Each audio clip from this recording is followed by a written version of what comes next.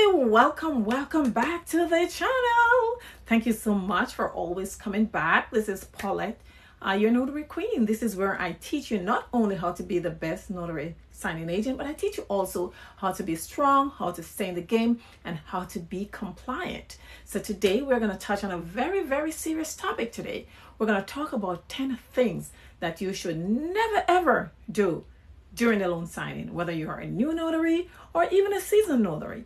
These are things that can not only cost you your credibility, they can cost you your commission, and they can also cost you your business. So let's dive right into it.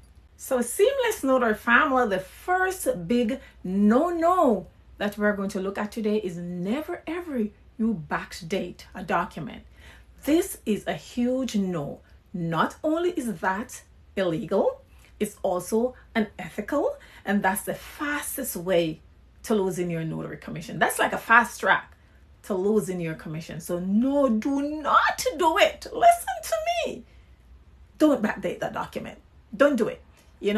Always use the actual date of the signing. Use the date you witness that signing, because now if someone pressures you, walk away. All right? Walk away. You have the right to walk away. Do not put your commission on the line. So the next one on the list is do not get involved in giving legal advice. Please do not get involved in unauthorized practice of law. You are not a lawyer. You are not an attorney. You are there to verify, to certify, to notarize, and to witness signatures. All right. And even if it's a simple explanation, do not do it. You cannot explain legal language. You are not a lawyer, and you can get yourself into big trouble for that. So don't you dare do it. You are an impartial witness. All right. So stick to that. You have the people who you can call who can give the legal advice. All right. So don't you dare do it. All right. That's number 2. So the next big thing on the list is your documents. Never ever leave your documents unattended. You cannot leave them with the signer. Don't you dare. If you happen to go to a signing and the signing is being canceled, and the signers don't want to sign, and they said, "Oh, can you leave the documents with me so I can look over them?" No, you cannot leave them with the signers. Take them with you. Also, if you go to the signing and the signer decides that they want to look at the documents and then asks you to come back later, no, that doesn't happen. You cannot leave the documents unattended out of your side. The only document the signer gets to keep is their package that they keep forever. All right, they can always keep that their package that you give to them. But of course, do not leave the documents unattended. We do not want any unauthorized tampering of the documents or any confusion. So don't you dare leave the documents unattended or even leave them with the signer at any point. So the next big no on the list is just to make sure that you identify someone properly. Never ever miss the identification process. One of our main jobs as notaries and notary signing agent is to identify, to verify. You got to be able to look at that ID, look that person in the face, whether it's a passport, an ID, or any form of document it is. You got to be able to look at that and verify that person. That is the same person that's on the document that you're looking at. All right. Now, if you have doubts as a notary signing agent, you can also refuse. You have that right. Remember, I told you that you have that right. No matter who it is, don't care how professional, how polite that person is, even if it's the president of the United States. All right. You have to look at that ID. Even if you went yesterday to the same home and you went back again today, you still have to look at the ID. So make sure you are identified that person. Make sure it's an acceptable government ID. It's your duty to do that. All right. So make sure you don't skip that step at all. So now let's look at number 5. All right. Number 5 on the list is never ever you ignore signing instructions. These are completely necessary. They're important. They're absolutely paramount. So you have to make sure that you follow these signing instructions carefully. Make sure you read them. Make sure you print it out and keep it in the signing with you and go through the entire instruction, read it. Make sure everything is done, because that's the only way you're going to be able to execute the package correctly. Now, there will be instructions for you to follow, and that is one of the main reasons why you just cannot ignore these instructions. You have to make sure you read them. For example, different lenders, they do require different ink. Some require blue, some require black. You don't want to sign a whole set of documents with black ink. Come to find out later that it was supposed to be blue, but just because you didn't take the time to read the instructions, you miss it. Now you're going to have to go back out and get that the whole package re-signed at your cost. So you don't want to do that. Make sure you read the documents. Now, sometimes they require witnesses. You want to make sure you read that as well, so that the signer can provide the witnesses, or if you need to provide one. So you have to read those instructions. Sometimes they want the documents signed a particular way. For example, if it's a trust, they may want the signer to sign as a trustee. If it's a power of attorney, they may want the signers to sign a certain way. So that's why you have to make sure that you read these documents carefully. Make sure you follow these instructions to the T. Make sure you read them properly. Guess what? This can make or break a signing. So make sure you read them, all right?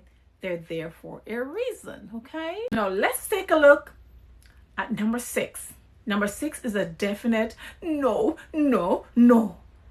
Don't you dare use whiteout or correction fluid on these legal documents. That's a huge no.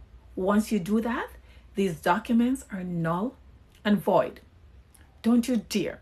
Now, many lenders, they do have specific instruction on how they want these documents to be corrected if there are mistakes. Now, if there are no instructions, all you need to do is just have the signer strike a neat line through the mistake. Then they're going to initial. Once they initial, then they're going to write the correct information that needs to be there. That's all needs to be done. Now, I've been to many signings, where the client will make a mistake and then they'll run to their little office and they'll run to their little table and say, "Oh, I have some whiteout. Let's white it out." No! We can't do that. We cannot do that. So don't you dare. It's a big, big no. Just make the correction like I just told you. Strike a neat line, initial, put the correct information. That is simple, that is easy, that is professional, and that's accepted.